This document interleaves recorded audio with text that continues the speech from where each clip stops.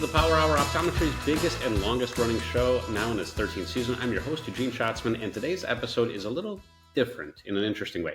So today we're diving into a conversation that isn't necessarily about technology, specialty services, KPIs, or at least not directly. Instead, today we're exploring something that is even more foundational in some ways, your mindset. So my guest is Natalie Siston, and she's a speaker, she's an author, she is the lead presenter at a company called Positive Intelligence, and she brought to the show a framework of sorts that's helped thousands of professionals retrain the way that they think, and maybe more importantly, how they react to certain situations. So in this episode, we talk about this concept of saboteurs that I learned about that are kind of inner thought patterns. They're predictable patterns that we all fall into. And all of us have different ones, and they end up killing productivity. They end up hurting relationships, costing us time, money, team engagement. And I even took the Positive Intelligence test, and we discussed some of my test results live on the air and what it means for me and my business. So if you've ever left a tough patient conversation super frustrated, or you struggle to explain why a team member isn't working out in your practice, or just felt yourself spiraling over something like a one-star review, this episode is a really interesting exploration. Natalie and I end up talking through a 4-part system that they have to understand the types of things that set you off, regain control, reframe the challenges, and then ultimately lead with some serious clarity.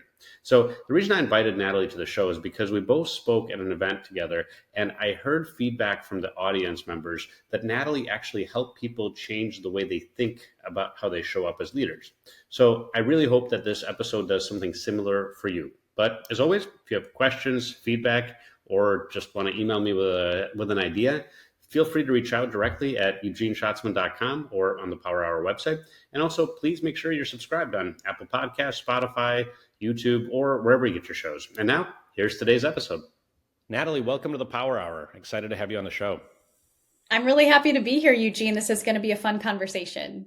Yeah, so I think I want to get right into the heart of the matter. So whether our audience is familiar with the work that the Positive Intelligence team does or it's not, I think it's important for you to just articulate, why should an optometry clinic care? Why should an optometry practice care about the work that Positive Intelligence is doing? So obviously, I want everyone to care about this, and specifically for an optometry practice owner, doctor, manager, whatever the case might be. What you need to know is that your negative thought patterns are getting in the way of your success every single day. It's getting in the way of the success of you as a business owner, a success as a community leader, however you see yourself in running that business. Our negative thought patterns, which we call saboteurs at Positive Intelligence, are getting in our way. They cost us time, they cost us money, they cost us relationships. And so what we're up to at Positive Intelligence is teaching people through research and science and easy to use tactics how you can actually train your brain to experience more positive emotions that inevitably will lead to greater success, greater relationships, greater profits inside of your optometry practice. Yeah, and I think it's really important to explain or to give some examples of how somebody's, what you call this negative thought patterns. What do those even look like? And how do those actually negatively impact the business? Just so that our audience, again, can kind of wrap their minds around this concept that we're going to be talking about for the next hour. Absolutely. And I'm going to give everybody a way to actually go measure their own negative thought patterns, if that's okay, Eugene. That's great. Yeah, do it. Send them right there. So the negative thought patterns, we label those as saboteurs. And there's a free online assessment. You go to positiveintelligence.com/saboteurs, and you can take a 5 to 10 minute online assessment. And it will actually give you a report of what your top negative thinking patterns are. And so why I love this and why I work and teach this concept, Eugene, is because it gets to the very simplest level of why I should care, where this comes from, and what I can do about it. So it'll boil it down and show you your saboteurs. There are 9 of them.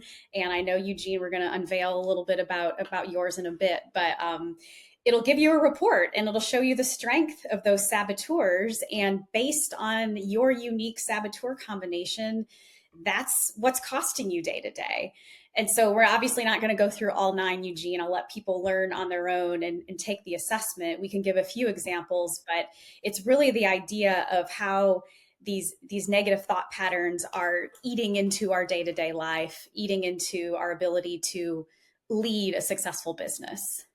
Yeah, and let's maybe jump into one or two examples. So I pulled up my report, and by the way, this is super interesting. And one of the reasons why, Natalie, I wanted to have you on the show is because I found my results really interesting, and I think getting people into the mindset of understanding these thought patterns that we all have, right? Like we all have.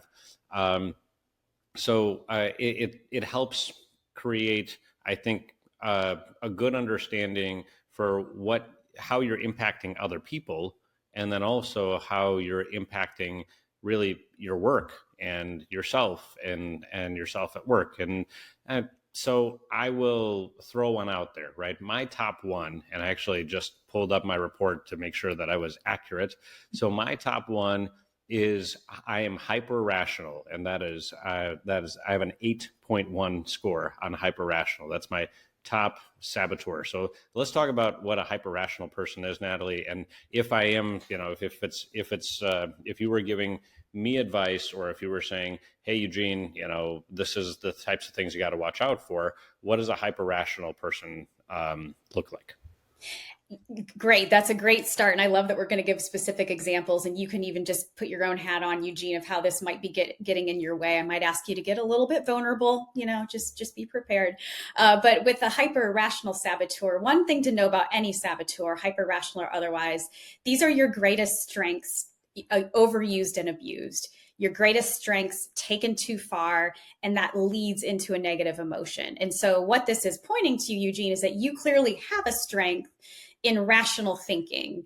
It's just been like beat on its head too much. And so when this is showing up in saboteur, when this is showing up in negative thought patterns, what this is saying is that you're going to be so focused on right, wrong, black, white, yes, no, that you may overlook the emotions, you may overlook the ideas of other people. And I often tell people that, for me, thinking about hyper rational saboteur, sometimes living in a yes, no, right, wrong, check the box, one way or the other, feels like a great way to live. Like it would make things a lot easier, except we live in a very, very, very gray world made up of human emotions. And so what happens with the hyper rational saboteur is it can't get in touch with those deeper feelings. And other people feel that. And so when you're thinking about running an optometry practice, whether you're thinking about how you're interacting with your patients or how you're interacting with your team, these saboteurs are at play all day long. And so someone interacting with hyper rational might not feel seen. They might not feel heard. They might not feel like they can share their idea because, oh my gosh, they're always going to have the right answer, and they're going to kind of pound on it so that they know that I know they're right. Oh yeah, that's something that I've had to work on for a long time. I think in my career is that I naturally feel like I can jump to a solution very, very quickly, and then I do get frustrated with other people being not rational enough, maybe in their thinking, and it's like, well, you have a problem and you're looking for a solution, and like we don't really need to talk about it anymore. The solution's pretty clear, but no, like you still want to talk about it. I get it. And so I have tried to become more patient over the years when it comes to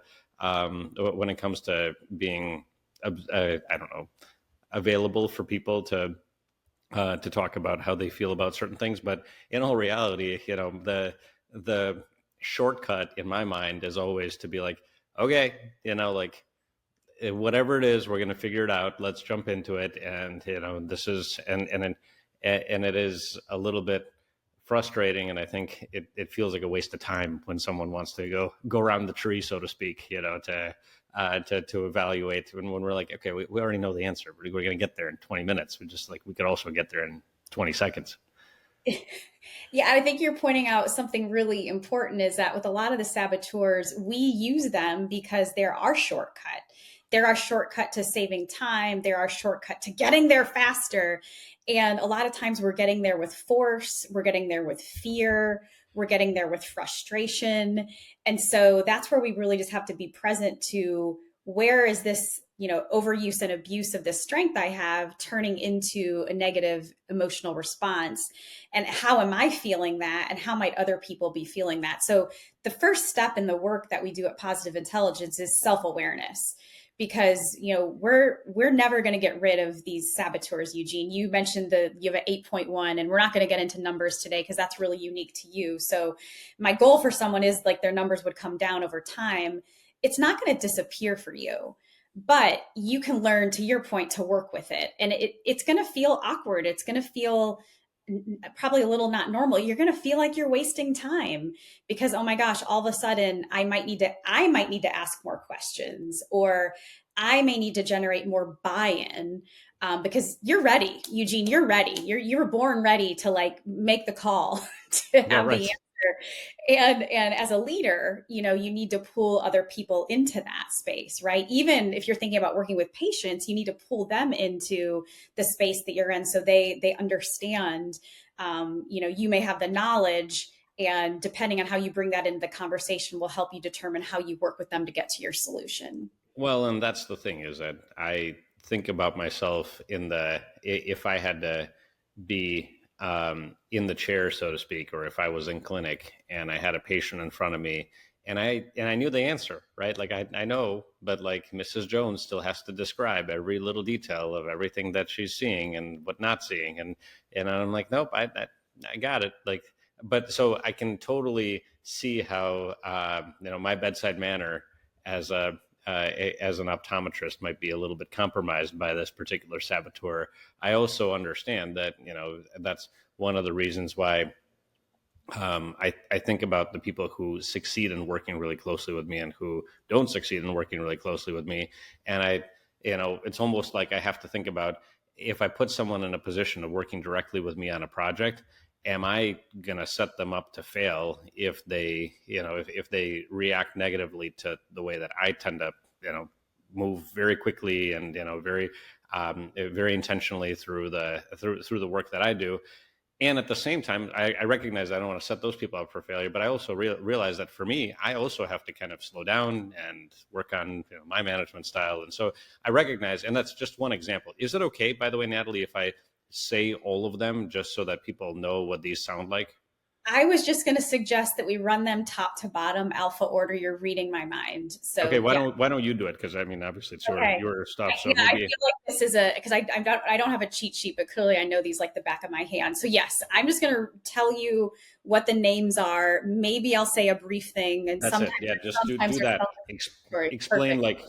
like 2 sentences on each one. Sentences. Okay, so we start out. Avoider would rather not have the tough conversation, would rather not take on the task because they want life to just remain peaceful as is. These saboteurs deliver exactly the opposite that they promise. So we know the longer we avoid, the more stress we have. So that's our avoider. Mm-hmm. Then we have controller, which has a need to take control of all situations, all decisions. And Eugene, usually controllers push back, saying, without me, nothing will get done. This is where I remind people, the greatest strength taken too far. Leadership is great. Leadership under fear is controller. And that destroys relationships. Okay, then we have 3 hypers. Hyper achiever. This is really feeling valued for your achievements. So I'm just going to keep going after the accolades, the awards, because that's how I feel value, instead of just feeling valued for who I am. Then we have, by the way, can raise my hand. That was my second one. You're the double hyper. So hyper rational, we already talked about, just having the answer, seeing it being right, but not being able to touch into those emotions as a result.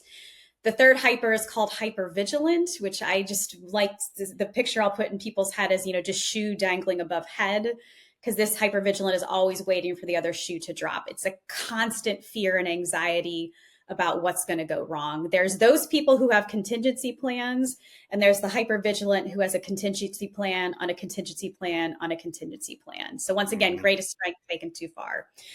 And then we have a pleaser saboteur, another one I get a lot of pushback on, to say, Natalie, isn't it good to take care of other people?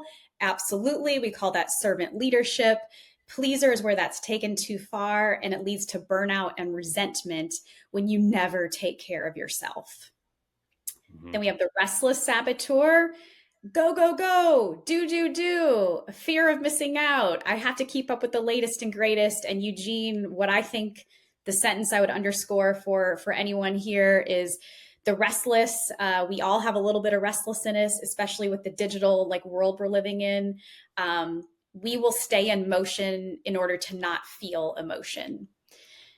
I'll say that again for those at home. We stay in motion so we don't have to feel the emotion. When, as you and I will talk a little further, it's really important to feel our emotion. We don't want to a lot of times, but it's actually really important. Then we have stickler saboteur. So this is a need for perfectionism. A stickler would like 100% of 100% to be perfect, when really what they need to do is focus on the 20% that needs to be perfect and let the 80% be good enough. Find me online if you want to debate those numbers. Mm-hmm. And then the final saboteur is called the victim saboteur. This tends to be a quieter saboteur where the victim is very, very in touch with their own emotions, so much so that it comes off as needing to be rescued at times. Like, I will receive love from others when they come up and they show up to rescue me and do the work on my behalf. That's how I feel appreciated and I feel loved. Mm-hmm. So going through those saboteurs, let's talk about, and obviously all of these are present to some extent in all of us, because everything you were saying, I was like, oh yeah, I guess I do that sometimes. Oh no, oh yeah, maybe that. So that's where the test that you can take online, like really, it really helps you figure out which ones are your top ones and which ones are not so present or relevant for you. And I guess what I'm wondering is, as you've worked with lots and lots of people, which of these do you want to focus on or draw a little bit more attention to? Because we talked about mine with the hyper-rational one, but are there some really common ones with some, I guess what I'd call like common things that we're always seeing? And as we're moving through our businesses, that tend to be some of the biggest areas of I'll call them danger zones, where like we actually could be in like fully sabotaging. I guess that's the whole concept of a saboteur. So we really could be sabotaging our own businesses. Well, I'm gonna come back to that question because there's another kind of higher order concept I need to put on top of all of this, because it's really important to tie it all together, and then I'll get to your specific question. So what Eugene and I are talking about now are accomplice saboteurs. So we have the test, you can take it, you can figure out what's your magnitude of order, because as Eugene said, we all have a little bit of each of them for sure. I want people to be focused on their top two from an awareness perspective, but sitting above these accomplice saboteurs is something called the judge saboteur. And this, for many of us, is this, really distracting voice that we've been carrying around in our brain for a really long time. And the judge and these other saboteurs, they came to us early in life. They were trying to protect us from something. It might have been actual or perceived harm. But for all of us, the biggest saboteur we have in our life is the judge. And we don't measure that one because it's universal. So I think what it's really important for your audience to understand, Eugene, is that, I think especially if you decide to take this concept back and talk to your team about it, or, talk to your practice manager about it, whatever the case might be, it's really important to identify that we all have this voice. And if we can just start to listen in and think about, what does it sound like? Is it really loud and distracting? Is it quiet and sweet and just keeps me like playing small in the background? It comes in all kinds of flavors, and it's aided and abetted by this accomplice saboteur. So hopefully that's helpful, because we all have this judge. And so really, if I want anybody to take care of anything, it's how do I recognize when my judge is at play, and how can I start to simmer that voice down? But how do you distinguish between, and I guess I think about all of us as business professionals striving for excellence on some level, right? So look, if I'm going to send an email to a client, I'm going to write that email. And then I've learned over the years, this is actually something that I do, or that I used to do before AI, but now I just have AI proofread my email. But I'm not kidding, Natalie. What I used to do is I used to write the email, and then I would read the email backwards to forwards, one sentence at a time, because I felt, and maybe there's some legitimacy to this, but I'm like, look, I am the face of our organization. I have dozens, hundreds of people who report to me, and it is my responsibility to represent them as positively as possible. Me taking an extra 30 seconds to reread something that I wrote to a client is a behavior that is going to prevent a client potentially of thinking less of anyone who works for me. So I'm really doing a service for the client. I'm also helping.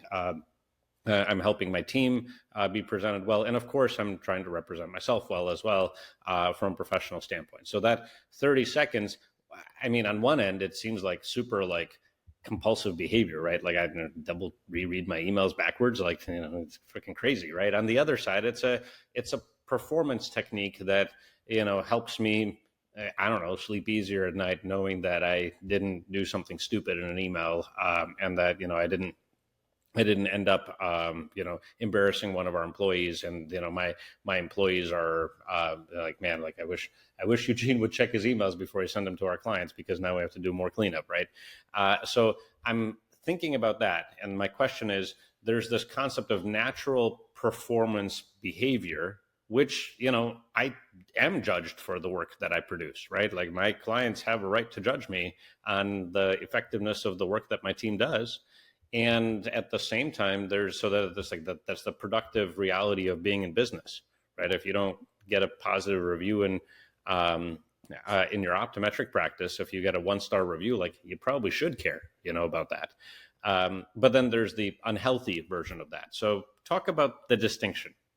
That's great, because what you're talking about, I actually love that practice. So the reading the email backwards, whatever, whoever's listening, whatever your version of reading the email backwards is, to make sure you're showing up how you want to in your business, that to me is very healthy. And this is the distinction.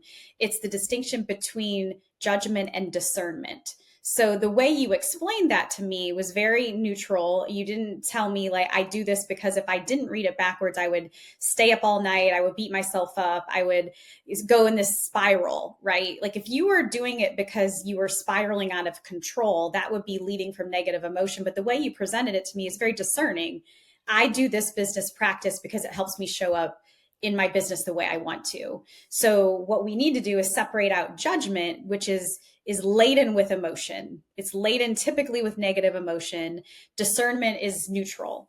Discernment is saying, this is how I do something. So to your point about the 1-star review, we might have a little bit of a flare up and our judge is like, how dare they give me the 1-star review, or what happened?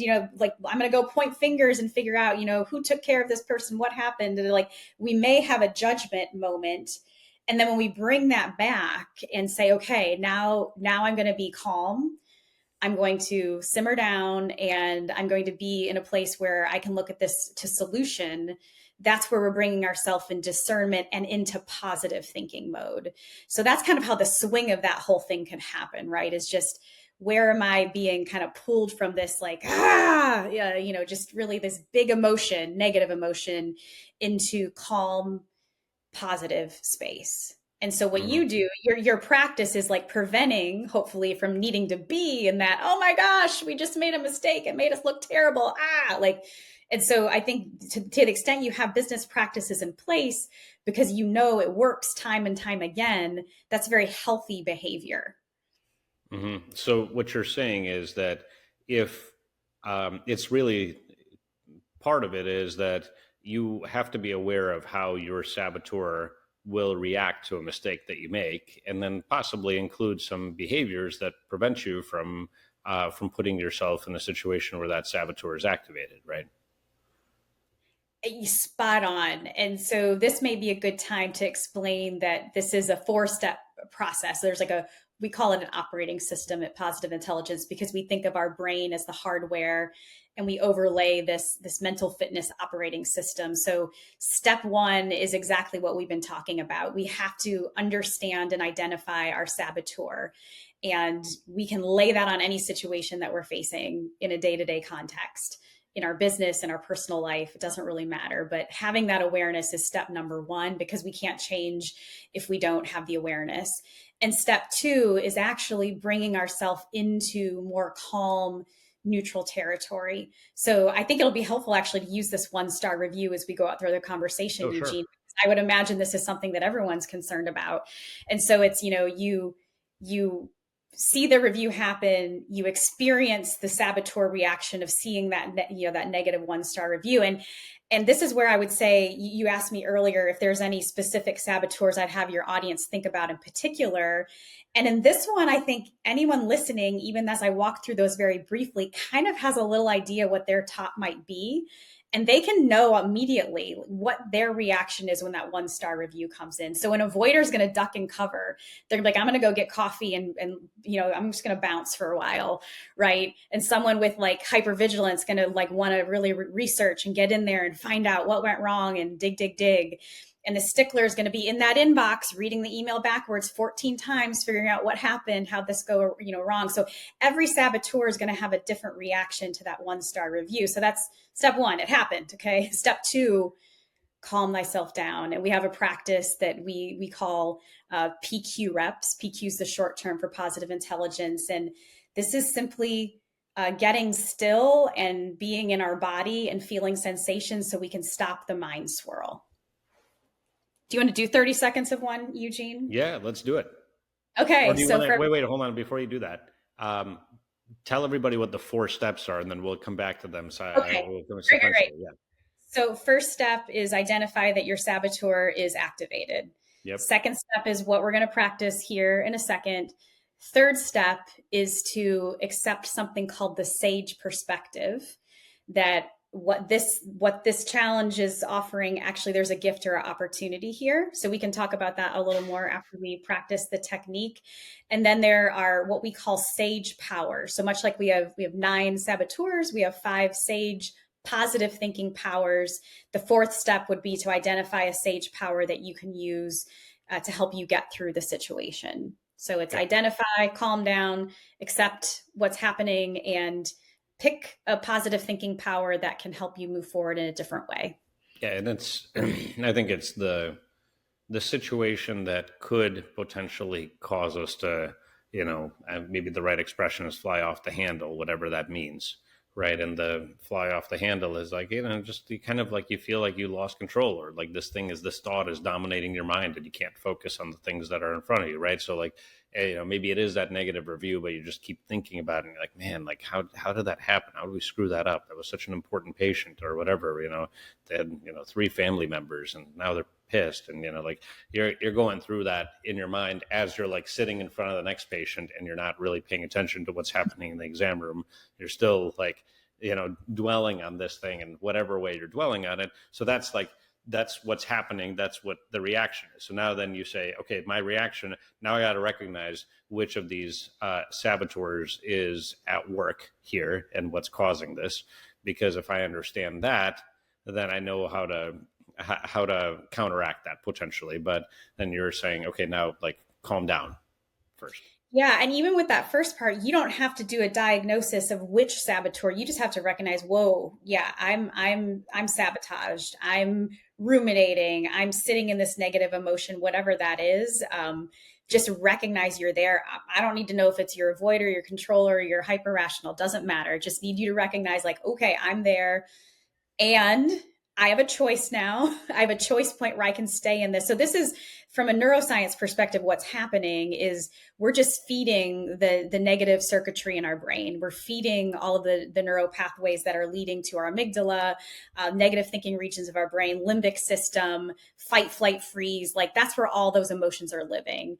And so what we would prefer is to actually release the thoughts so we can have access to the different regions of our brain where executive thinking happens, prefrontal cortex, empathy circuitry. We want to open up neural pathways into other areas of our brain, and we cannot do that as long as we're ruminating in this negative emotion. So you're saying like objectively, there's data that supports that we're actually blocked when something happens, like the formula is something happens that causes you to fly off the handle, and for different people that might be different things. But And like objectively, you're saying from the neuroscience standpoint, there is something that's blocking us from reacting in a way that's actually productive. Yes, I don't know if I'd use the word blocking, but I would say that what we've done is we've reinforced. If we think about our brain being this connection of highways, like we're just driving the car on and off the ramp that's in the negative circuitry in our brain when we're ruminating, when we're negative emotion. So yes, I guess if driving on that loop is preventing you from driving on the other loop where we're opening our positive neurocircuitry in our brain, then yes, absolutely, we're blocked. So we want to be able to be open up to that. So in order to do that, we have to detach ourselves from that negative thinking pattern. All right. So what we want to do, Eugene, now is the second step. And the best way to learn this is to actually experience it. So if you're listening and you're in a place where you can stop what you're doing and join Eugene and I, please do so. If you're driving, please don't. Not driving on the freeway is what Natalie's well, saying. Even if you're driving, there are some of these pieces you can do. And that's the beauty, is you can be doing them while in active participation of other activities. So let's just we might go for a minute, Eugene. So let's just roll with it. Okay. So the first thing that I would like everyone to do is rub two fingertips together with such attention that you feel the fingertip ridges on either finger.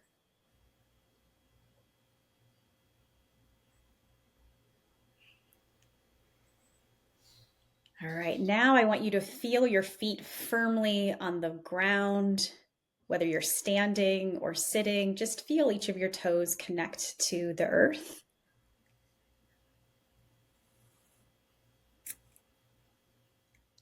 And what I'd like you to do next is look at something that's in front of you. If you're at a desk, if you're in your kitchen, if you are in the car, that's fine. Just focus on one area in front of you and look at it very intently. Look at the colors, the texture, the shape.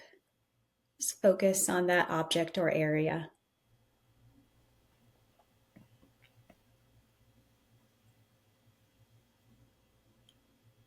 All right. Now, if you are in a place where you can close your eyes and that's comfortable for you, please do so. If you don't want to close your eyes or are not able to, just follow along. Just close your eyes, and with those eyes closed, I want you to listen for the farthest away sound you can hear.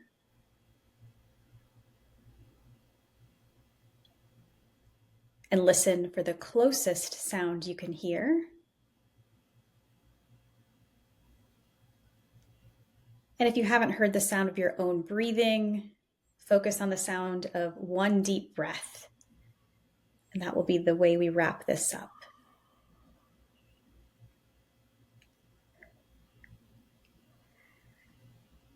All right, so that was a little over 1 minute of PQ reps. And what we did is we put ourselves into each of the senses. We focused on sense of touch, sense of sight, sense of hearing, and also our breathing. You can do this with eating. You can really focus on the taste and texture of food. You can hold a mug of coffee in your hand and really feel it. But what's happening is we are slowing that negative thinking brain or shutting it down completely by being in a physical sensation. And why I said you can do this while you're actively doing something like driving, you can be feeling the steering wheel under your hands. You can be just focused on the connection of that. You can be doing this when you're with a patient. You can, I just think of the movements that you make throughout an experience in your office. It's just like, I'm going to feel each step I'm taking as I walk back to the exam room. I'm going to feel the water on my hands as I wash them in between exams. As I, turn the equipment, I can really just be in that moment. And so Eugene, when you were talking earlier about, gosh, I saw the 1-star review, I'm really fired up and I carry that into the next appointment. You really can't carry it into your next appointment if you're focused on being there through your bodily sensations.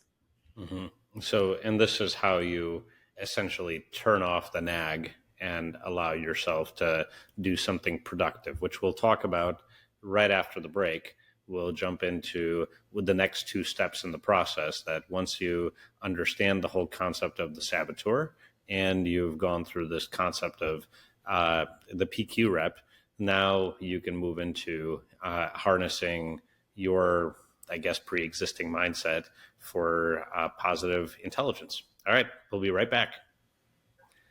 All right, welcome back to the Power Hour. Natalie, we're having such a fascinating conversation. And, this is a little bit different because I think we recognize that these patterns of behavior are costing us money, but we're not necessarily talking about specific, revenue generating activities that you can specifically tie to revenue. But I think subconsciously, or maybe even consciously, we all recognize that, hey, if we could show up better as managers, if we could show up better as employees, if we could show up better as caregivers, there's obviously a revenue benefit that comes with that. So I'm going to talk about that in a little bit in the show, but I was fascinated by your kind of 4 steps, and I think you got to finish the link there for the audience. Take them through the remaining 2 steps. Once you understand the saboteurs, you've done the PQ reps. What do you do next? Great. Well, so if we were to have put everybody's head under a functional MRI machine after doing that 1-minute exercise, we would just see ever so slightly the regions of our brain where those negative emotions live would just be diminished ever so slightly. And our positive thinking regions of our brain would be ever so brightened up. So right now you're primed to step into the final 2 steps. The 3rd step of this is to assume something that we call the sage perspective. So this is where every opportunity can be converted into a gift. Every challenge, every problem can be converted into something, better. And so this is really where we're looking at this 1-star review again, right? And if we're looking at that through the lens of the sage perspective, it's saying, okay, how can I take this 1 star and see this as a gift? And so that just is really allowing us to sit with the idea that this isn't necessarily a bad thing. And so what Sage Perspectives allows us to do is really to ask ourselves the question, who knows what is good or bad? Because our judge wants to hop in and say, ooh, a 1-star review, that's bad. 1-star review is no good. I can't have this. So then we do PQ reps to calm ourselves down and say, okay, what's the opportunity here? What is the gift in receiving this 1 star? And that then allows us with the team to take the right actions so we can unpack that 1-star review and actually convert that into something that's more positive. And do you recommend doing this right away? Or is this like, for me, I imagine that kind of going back into the day of, I saw the 1-star review, I now have a patient waiting. Like, do I go through the whole process, or do I just say, okay, I'm going to do my PQ rep that allows me to maybe compartmentalize it for a little bit? And I'm not sure how you feel about compartmentalization, but then I can bring it back if I'm not a total avoider. It allows me to bring it back. And then when I bring it back, I get a chance to think about how I can turn it into an opportunity. It's a great question, because I think in the fast-paced moment of running your practice, you probably aren't going to have time to do we're going to all huddle around the whiteboard. We're going to look at the charts. We're going to go through and walk step by step how this appointment went.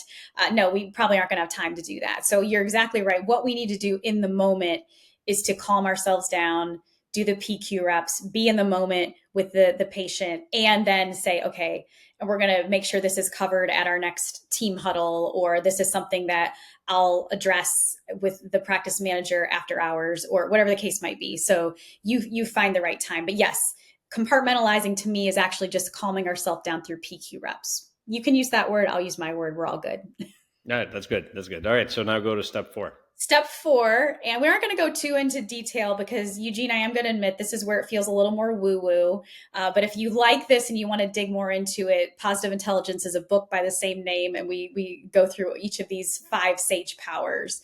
And so the idea of a sage power is helping you either ask a question or take an action to help you get to your solution or see that problem, that challenge as an opportunity. And so I think, Eugene, what might be most helpful is just, once again, kind of like I ran the Saboteurs, I'll just run the Sage Powers down and give folks a glimpse into a question they might ask themselves or a small activity they might do. So the first Sage Power is empathize. And this is the idea of having empathy for self and others in the situation. And we are all really bad at this, Eugene. We're particularly bad at having empathy for ourselves, especially when we screw up. We'd rather beat ourselves up, say it's all my fault, go into this doom spiral. When what we really need to do, invite the Sage Power of empathy to say, okay, I am allowed to have a bad day. I'm allowed to screw up. I'm allowed to make mistakes, and I'm going to just grant myself grace right now. So that's the first one, is just empathy for all involved in the situation. The second Sage Power is explore. And this is probably the one that I would personally use in a 1-star review situation, because what this has you do is, when I was talking about the hyper rational earlier, it's like, I want to jump right in and I want to figure it out. I want to solve it. I want to, I just want to get in. That's what our judge wants to do in our saboteur. From an explore Sage Power moment, what we're doing is we're saying, okay, let me zoom out. Let me become extremely curious and fascinated about this 1-star review. What happened?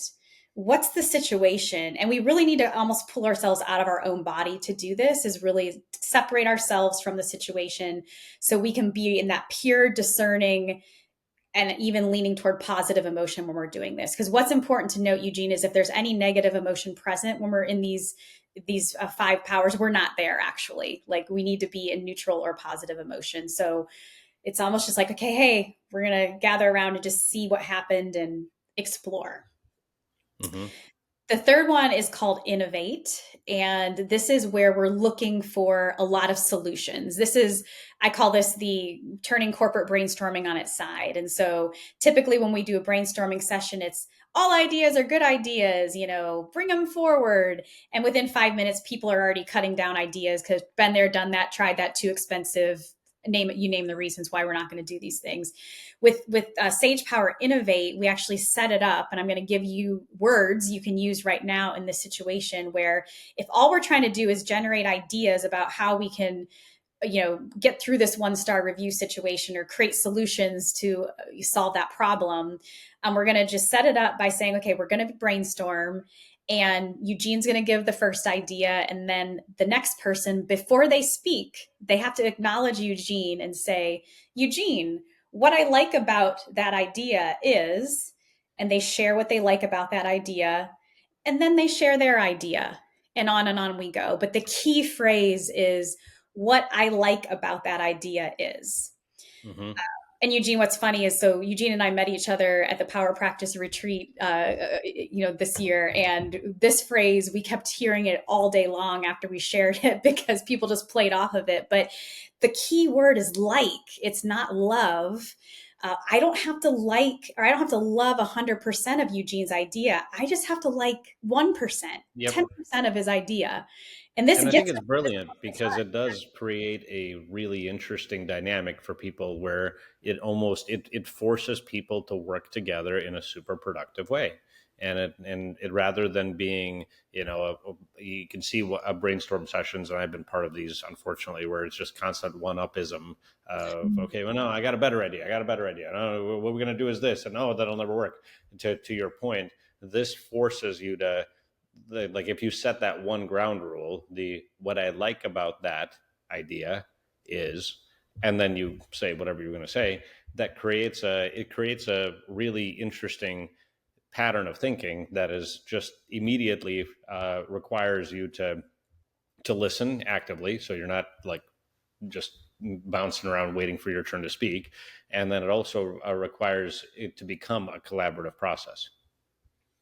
Exactly. Collaboration is the key word. So if there are relationship challenges in the practice, this is a great Sage Power to use. And the other person doesn't even need to know that you're using it. You can be in conversation, and your inside voice can just be saying, all I'm going to listen for in this conversation is what I like about their idea. What do I like about their idea? What do I like about their idea? So it's priming me to look for those things that I appreciate.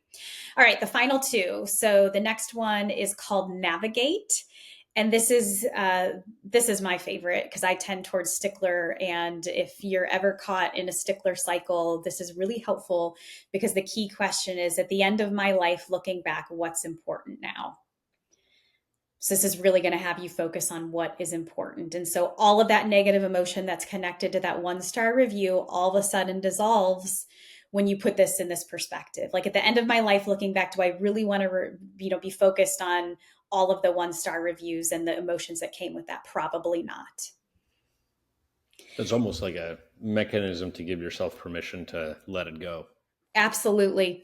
Absolutely. Yeah. And that's actually what's happening with a lot of our saboteurs, is they're holding on to things that don't deserve to be hung on to any longer.